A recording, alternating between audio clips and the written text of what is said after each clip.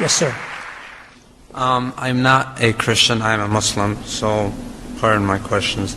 The Ten Commandments you talked about certainly provide a very enlightening spiritual guide for people.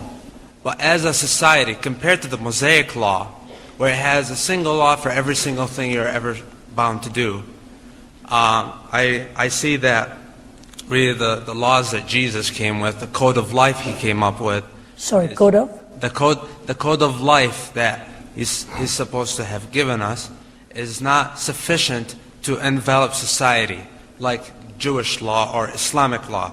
How do you think Christianity can fix the world if the absolute law that you demand is not present in Christianity itself?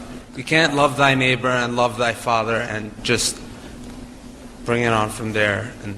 Okay, good question. And did you say you're not a Christian but you're a Muslim? I'm a Muslim. Yeah. Okay, I appreciate that, sir, and thanks for asking. I think it's a wonderful question, and I can see actually why you would even raise it, because when you look at the Islamic code, everything is enjoined, everything is described, from your diet and your fasting and all of that. It is all enshrined in and all the way up to the Sharia and the court and the law, etc. Jesus stood in stark distinction to both Islam and in the way the Judaizers were using the law. He never came to destroy the law. He made that very clear. He came to establish it. What he reminded us is that by the keeping of the law, no flesh can be justified. This is a fundamental difference between Islam and Christianity. That in my faith, I can be absolutely certain that I am forgiven, not because I am righteous. For you, it would be purely the will of Allah, whether He chooses to grant you that salvation or not. But don't ever forget that what Jesus actually said was transcend the written law in any way. For example, He says, you say, you shall not commit adultery. He said, I'm telling you, if you look upon a woman with lust, you have already committed adultery in your heart. He has already established that now on a higher plane. He says, if you hate somebody, you've already committed murder. If anything, He establishes it on a higher plane than either the Quranic law or the Judaizers would have used. So let me take you to what I think is a classic response to your question. If you take the Sermon on the Mount and see what Jesus said is the characteristic of the child of the kingdom, you've got there inscripted not only what the moral boundaries are, it's not my law, by the way, what the moral boundaries are, but how only by the change of heart and beginning with the poverty of spirit can you come into that relationship and live as a child of the kingdom. For example, when He took the whole story of the Good Samaritan, the person questioning Jesus said, who is my neighbor? Did you notice? Do you remember how Jesus answered that? He basically answered it not by telling him who his neighbor was, but to whom are you being neighborly?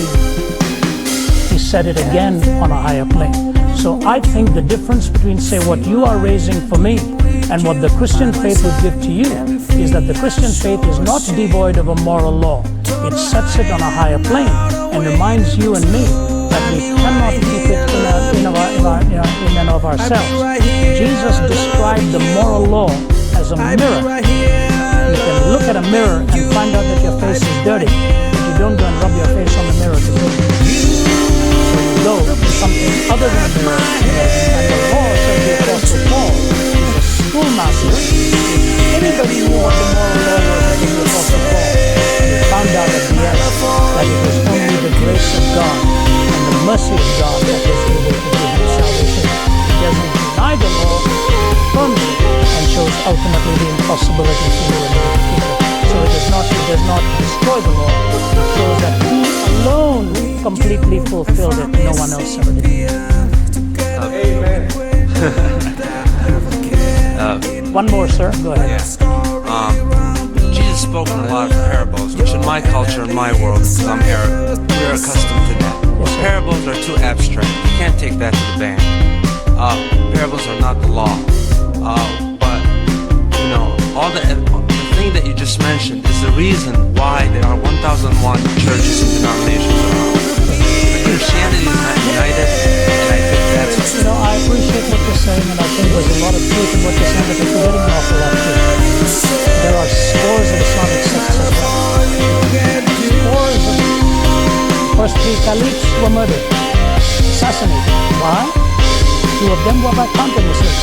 There were the Seveners and the Twelvers and the Ismailis and the Ahmadiyyas and the Shiites and the Sunnis and on and on and on. So let me finish. So my point to you is, your point is well taken if you understand one thing, that ultimately you and I are not Christians by the denomination or the abomination we belong to.